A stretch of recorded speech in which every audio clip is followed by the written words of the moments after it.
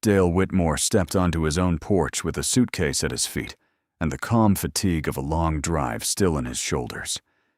The key slid into the deadbolt and stopped cold, as if the metal had hit stone. He tried again, slower, then harder, then with that small twist people do when they refuse to accept what they are seeing. Nothing moved. The lock itself looked wrong, too clean, too bright, too new to belong on his door.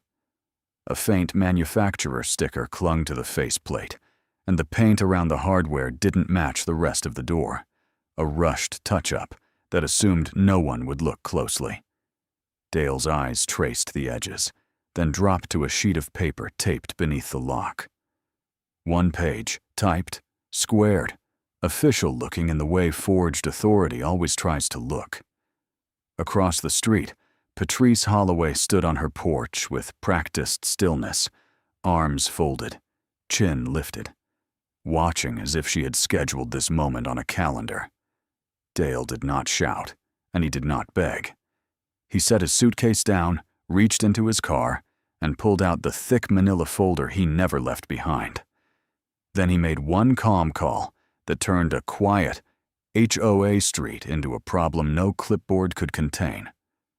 Dale was 63, retired after nearly 3 decades with the U.S. Postal Service, the kind of man who paid bills early and kept receipts out of habit, not fear. His ranch-style home sat in a planned community outside Scottsdale, Arizona. Green patches of lawn fighting the desert, tidy porches, trimmed shrubs, and rules posted like scripture for anyone who needed reminding. He bought the house in 1999 and paid it off in 2021. His deed was clean, recorded, and simple. His name only. No liens, no disputes, no fine print that could be twisted into a trap. For years, the HOA barely noticed him, which was the best kind of relationship an HOA could offer. He stayed current on dues, kept his yard neat, and lived quietly inside his own boundaries. That calm ended in spring of 2022, when Patrice moved in and brought a different kind of order, an order that required targets to prove it mattered. Within months, she had shaped a new position for herself as compliance officer, a title that sounded official enough to make neighbors hesitate before challenging her. She began walking the streets with a clipboard like an extension of her identity, measuring ordinary life against shifting expectations. Mailbox angles became offenses. Trash bins became scandals. Porches became evidence boards. The neighborhood learned her route the way prey learns a predator's habits. Dale read the governing documents carefully, believing knowledge would be protection. He did not yet understand that some people treat rules as weapons, not limits. The first time Patrice aimed directly at Dale, she chose something small enough to seem harmless, but personal enough to sting. Dale's side gate had rotted with age, and replacing it felt like routine maintenance, nothing more. He followed procedure, submitted a modification request, waited for written approval, secured signatures, and hired a contractor who worked cleanly and finished quickly. The new gate looked better than the old one ever had. Then Patrice left a violation notice in red ink, planted like a flag on his door. The hardware finish on the latch, she claimed, was non-compliant because it was brushed bronze. It was a complaint designed to waste time and test obedience. The documents called for neutral metal tones, and bronze fit comfortably inside that category. Dale responded the way he always responded to pressure: calm, structured, professional. He drafted a rebuttal, attached the signed approval, cited the governing clause, and printed copies for his folder. Patrice escalated in writing, turning a latch into a referendum on authority. The tone of her response carried certainty, as if her title allowed her to override signatures and reinterpret language whenever it suited her. She pushed the threat of inspections and penalties, not as a last resort, but as a first instinct. Dale did not match her volume. He tightened his process instead. He treated every notice like it might eventually land in front of someone who cared about facts, and he built a paper trail sturdy enough to carry weight. Pressure arrived in waves that never fully receded. Dale began receiving violation notices for things he could not confirm. A claim of unapproved exterior alteration when nothing had changed. A landscape deficiency on a week his yard had been professionally serviced. A pattern of repeat non-compliance that implied an ongoing rebellion. Fines were hinted at, then listed, then framed as inevitable consequences of his attitude rather than his actions. Deadlines shortened. The language hardened. Each letter carried the same message beneath the formal wording. Compliance was no longer the goal. Submission was. Neighbors started avoiding eye contact when Patrice approached, as if witnessing her attention could redirect it toward them. Some people repainted trim that did not need paint, swapped hardware that already matched, or paid fees they did not agree with, simply to quiet the pressure and protect their peace. The neighborhood changed shape around Patrice, bending away from conflict like grass under a heavy boot.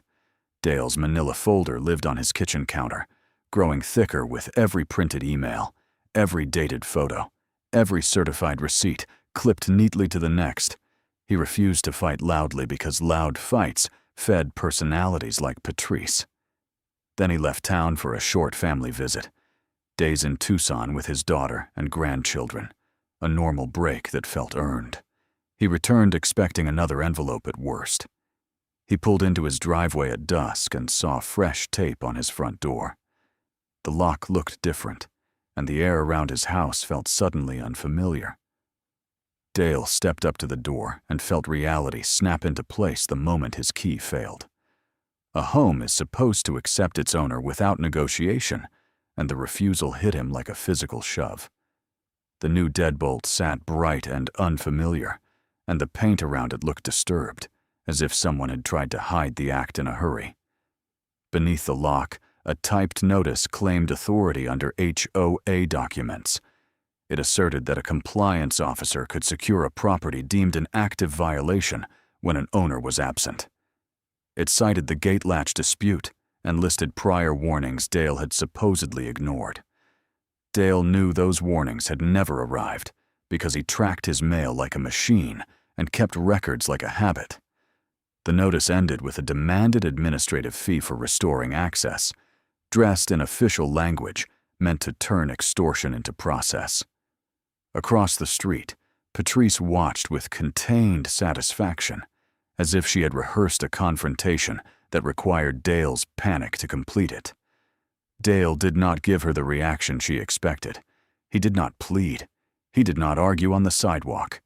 He collected the notice, added it to the folder, and sat in his car with the kind of quiet that comes from a man who understands systems.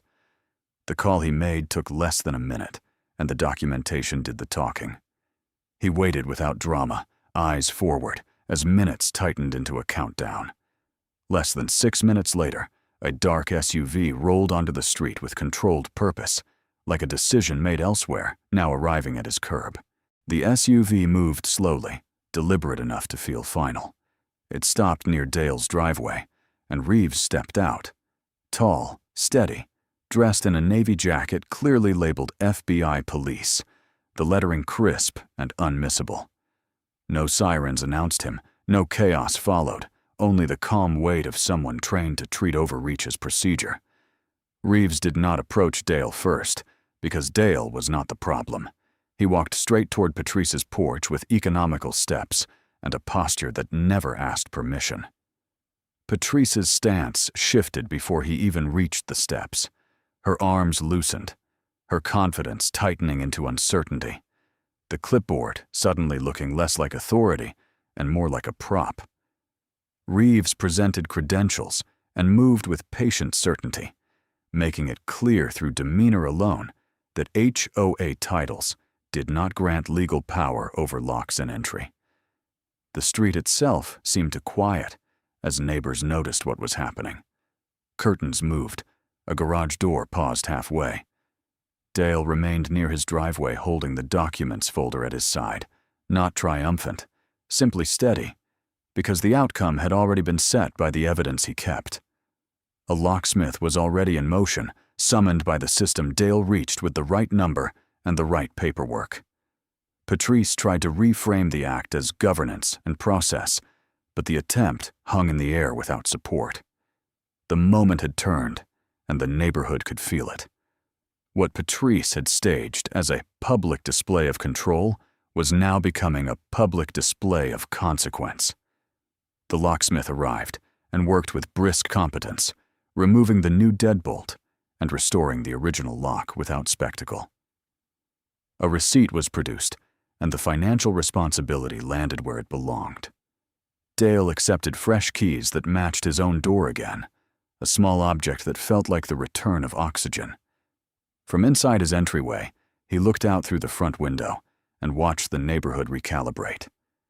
Patrice stood in her yard with a phone in her hand, but her posture no longer broadcast certainty. She looked smaller, not because she had changed physically, but because the illusion around her had collapsed. The street exhaled in quiet, cautious ways. People watched without stepping outside, as if they were learning to observe power like weather, something that could shift suddenly and change the whole day. In the following days, the HOA management company issued formal correspondence acknowledging overreach. The board moved fast, not out of pride, but self-preservation. The compliance officer role that Patrice had built into a throne disappeared under restructuring language, and enforcement procedures were tightened so that no one could claim the right to interfere with entry again. Policies became clearer, not because clarity was valued, but because ambiguity had proven dangerous. Patrice resigned soon after and vanished from meeting minutes the way she had arrived, through paperwork. Dale framed the apology letter and hung it next to his paid-off mortgage statement, not as a trophy, but as a reminder that ownership is more than a deed. It is the right to be left in peace. And the lesson that traveled through the neighborhood was simple and durable. When someone starts rewriting reality to control others, the antidote is not louder outrage, it is cleaner evidence. If an HOA tried to push that far on your street, would you have the receipts ready when it mattered?